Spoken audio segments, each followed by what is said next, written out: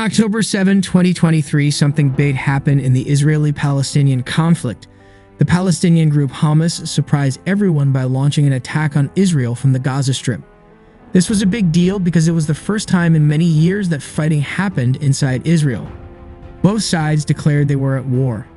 Before this, there were already problems and fights between Israelis and Palestinians. Some of these clashes happened in a place called Jenin and in a place called Al-Aqsa Mosque. These fights had already killed many people. In the early hours of that day, there were rockets fired from Gaza into Israel, and groups of fighters went into Israel, attacking both regular people and military bases. Some people are calling these events the start of a new Palestinian uprising. The leader of the Palestinian Authority, Mahmoud Abbas, supported the attack, saying it was a way to defend themselves against Israeli control. In Israel, big political parties called for the different groups to work together to fight the Palestinian attack.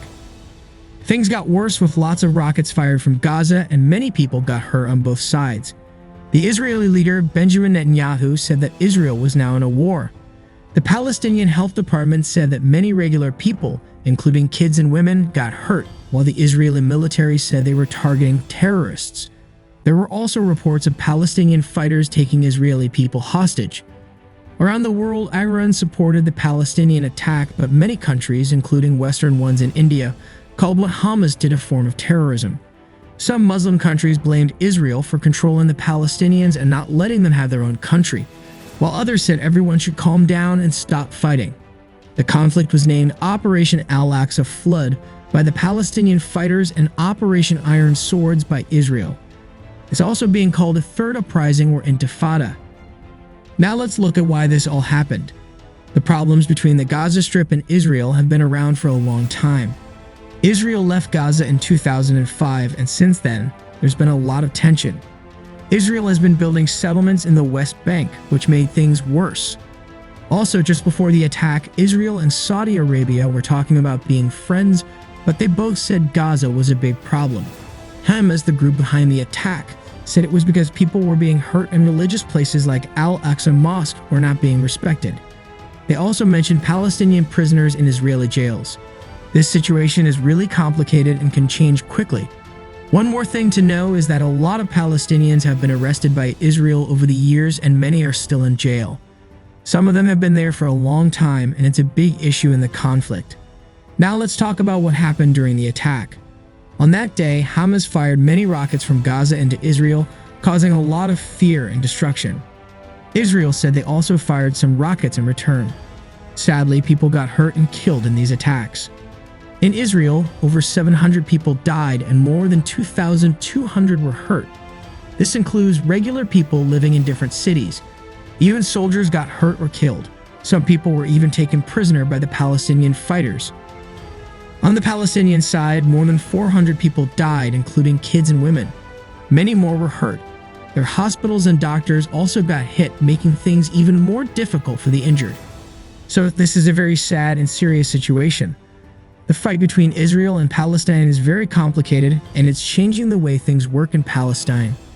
Hamas seems to be getting stronger, and the PLO, another Palestinian group, is not as powerful as before.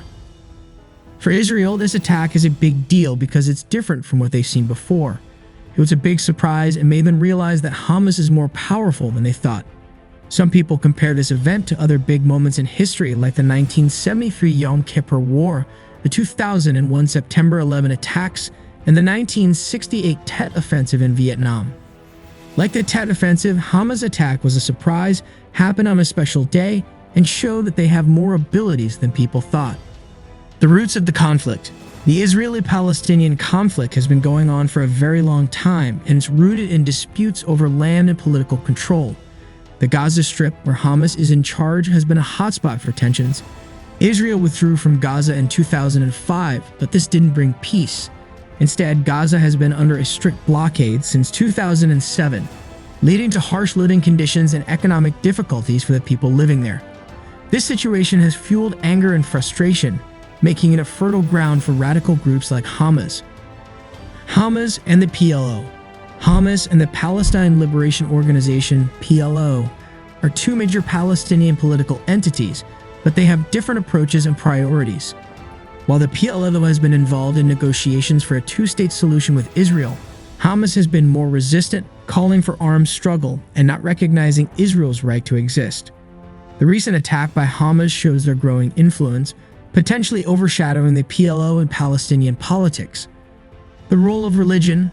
Religious places have played a significant role in the conflict. Al-Aqsa Mosque, one of the holiest sites in Islam, has been a focal point of tensions. Allegations of desecration of this holy site have often led to escalations in violence. Religious beliefs and emotions are deeply intertwined in the conflict, making it even more challenging to find peaceful solutions. Israeli settlements in the West Bank.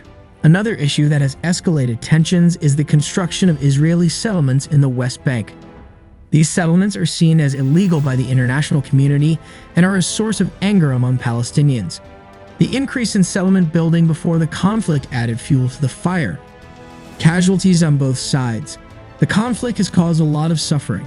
In Israel, many people, including civilians and soldiers, lost their lives or were injured.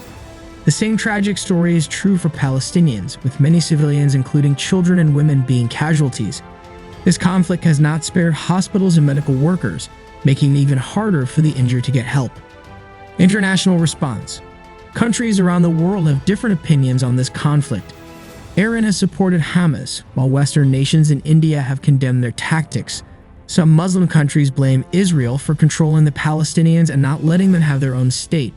Others are calling for peace and an end to the violence. The international community plays a crucial role in trying to find a solution to this long-standing conflict.